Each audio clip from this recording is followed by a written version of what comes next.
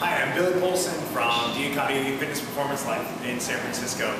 This is the second part of a four-part functional leg exercise series we're doing. We want to try and focus on the most important leg exercises that you should be doing in your programs on your own. The first one we're going to talk about today are squats. So a squat is important because you're doing it in everyday life all the time. Like sitting down into a chair, getting off of the toilet, right? You're getting it every single day. I know you are, hopefully. So what I want to talk about is the correct way of doing it, and then also the correct way of slowly incorporating it into your workout program if you're not already doing it. So let's talk about form a little first, and then we'll talk about the proper progressions for increasing the difficulty of a squat. So I'm doing them barefoot today because I want you to be able to know if your feet are in contact on the floor the same way on each side. You also want to be able to watch your knee alignment. So as you're coming through the squat, as you drop down into it, you want your knees to track directly over your middle toe would be ideal. You want your arches to stay nice and tall, so you're not flattening out your feet and your knees are not coming in as you go down. You also want to make sure your knees are not going too wide, right? So there's that ideal right over the toes. Leg width, I recommend going a little wider to begin with. It's going to make it a little easier. It's also going to make it easier to use your glutes. And as you sit, a lot of people have a tendency to squat and go toes forward. Really trying to think about sitting your hips back and then keeping your chest up nice and tall. So upper body posture, keep your sternum up to the front, keep your shoulder blades retracted. So as you go into the squat, you're not punching and rounding your spine. You're keeping what's called a neutral spine the whole time. The last thing, think about pulling in, lifting through your lower abdominals. So as you get down into the low portion of the squat, your abs are firing to really support the movement and supporting your low back and spine as you move through it. So that's the correct posture, and you can use that posture and positioning through all of the movements that we're going to do. So the most basic level squat, if you've never done a squat before, you're nervous about it, it hurts your knees.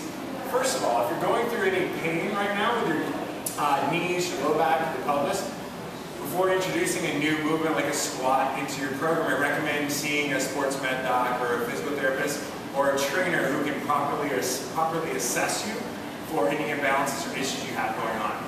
Then, starting at level 1, let's actually do a hip bridge, right? So you can roll down on the ball for this. You can even do these on the floor if you want to really start at the basics. But set up on the ball, so you're up in a bridge. And basically this is the most low-level squat you can do. You're doing the exact same movement, but you're just learning how to do it correctly. You can really listen for the legs and feel that your right leg and your left leg are in contact the same on the floor.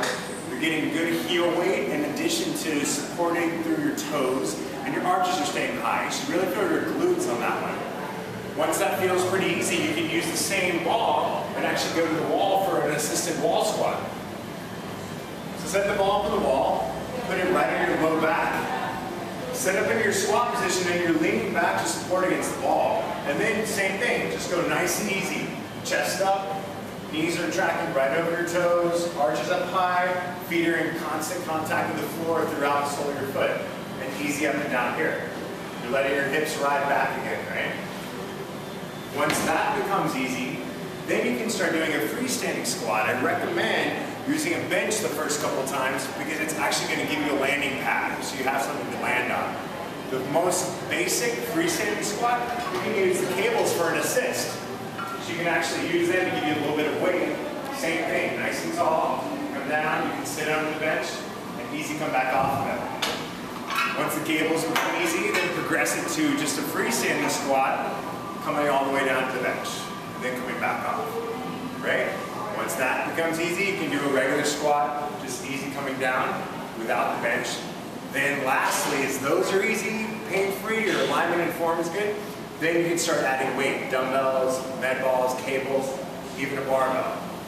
So, if you've never done a squat before, first step, if you're in any pain or issues, get checked out, have an assessment done to try and figure out the problem.